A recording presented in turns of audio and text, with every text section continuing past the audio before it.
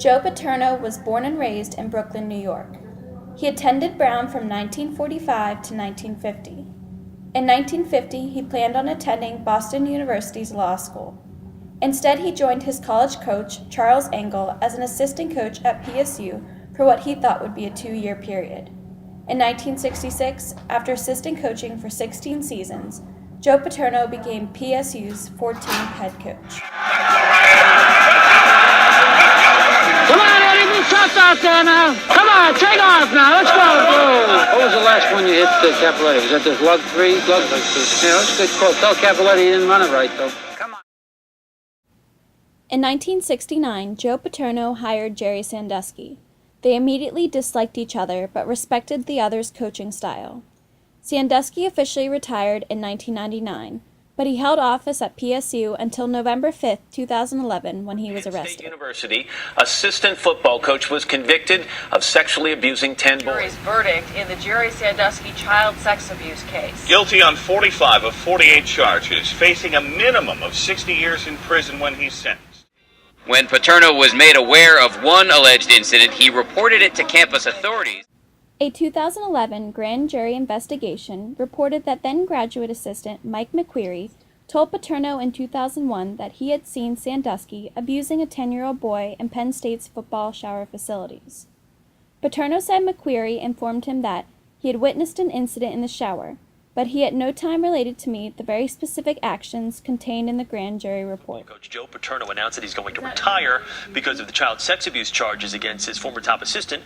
The university fired him, along with Penn State's president. The late-night decision sparked an angry protest by thousands of Penn State students. The university president fired all for their role in the child abuse scandal there, and you saw the emotions explode across campus. We're seeing it again right now, end of an era at Penn State, and mixed emotions, and yes, many unhappy people about it, taking to the streets, fighting with police overnight. On the night of November 8th, hundreds of students gathered in front of Paterno's home in support of the coach. As Paterno began walking back into his home with the crowd chanting, "Let Joe stay," he turned around to instead lead the crowd in, "We are Penn State. Cheers." Necessary for us to make a change in the leadership to set a course for a new direction. And I'm not about to try to attach that to specific reasons, issues. That's the board's collective judgment, and that's what we did. And there's really nothing more I can tell you about that. I am just briefly aware of the matter that you just described and have no information on it, no real knowledge of it. I guess I don't know the answer to that right now. I don't know the answer to that either. I have absolutely no knowledge of what you're talking about.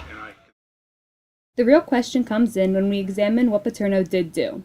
A grad assistant reported an unclear situation to Joe Paterno. Paterno took the statement to his superiors, who did nothing, and Paterno saw nothing firsthand. He considered the issue not a serious threat due to the lack of action by these powerful men. On January 22, 2012, Paterno passes away at the age of 85, 76 days after he was fired from Penn State. His death was met by the student body and alumni and supporters holding a candlelight vigil to honor the man that Joe Paterno was and the legacy that he built. It's clear why he walked this earth was to basically change the world, change the game of football, change the way we as Penn Staters see ourselves as a community and as people. Joe Paterno will never be forgotten, because truly, legends never die. Is the Joe Paterno statue being removed from outside Beaver Stadium, taken away on a forklift under blankets and shrink wrap. Took a long time to jackhammer that 900-pound statue out of there. The statue was taken inside Beaver Stadium. No determination as to where that statue's final resting place will be. The removal was supposed to be an olive branch peace offering to the NCAA, so they lightened the punishment on Penn State. Juror number 3 on the Sandusky jury. She's the first person you're about to hear from. Here's some of what the folks had to say. It's another knee jerk for Penn State. I think that Erickson is, I'm sorry, he's doing the wrong thing again. I really feel that It should not come down. Yes, Joe Paterno did wrong, but there's other people out there right now, and we don't know the conclusion to everything. So why are we taking something down and we don't have all 100% all the facts? I don't feel it should be coming down right now. The NCAA also erased 14 years of victories, wiping out 111 of Paterno's wins, and stripping him of his standing as the most successful coach in the history of big-time college football. 409 is now non-existent in the NCAA records. The football program fined $60 million and will not be allowed to compete in postseason bowls for 4 years. The NCAA is imposing a fine of $60 million on the university, with the funds to be used to establish an endowment to support programs around the nation that serve the victims of child sexual abuse and seek to prevent such abuse from happening. This amount is the equivalent of 1 year's gross revenue of the football team. Second, Penn State football will be banned from bowl games and any other postseason play for 4 years. Third, Penn State's football team will have its initial scholarships reduced from 25 to 15 per year for a period of 4 years. The scandal seems to have cast a shadow upon the man that changed the school he loves. He contributed 61 years to the football program, $4.5 million to the school, and he funded the $13 million Paterno Library. Right now, I'd like for all the current and former football student athletes to stand for a moment, please. Wherever you are in the arena, I want you to stand.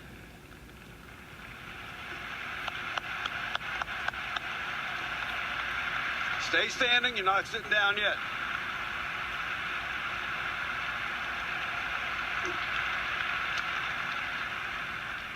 Your lives are his legacy.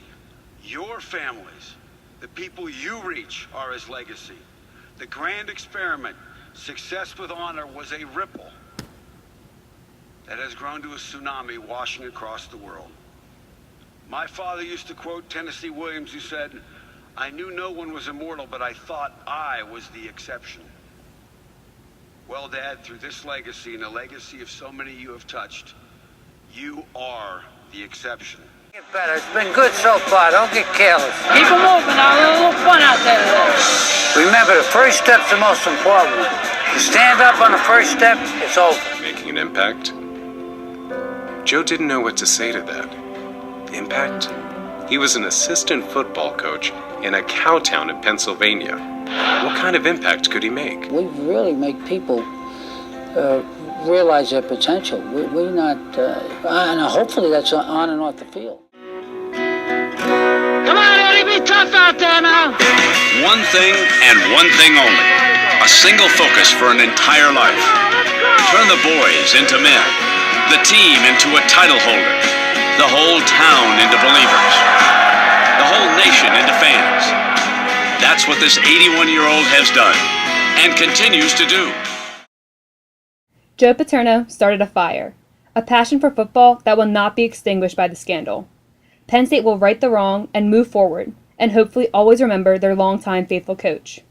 Even with the end of his era, the legend of Joe Paterno will live on. His image, tarnished by the scandal, will hopefully one day be restored to its former glory. He is, and we are, and always will be, Penn State.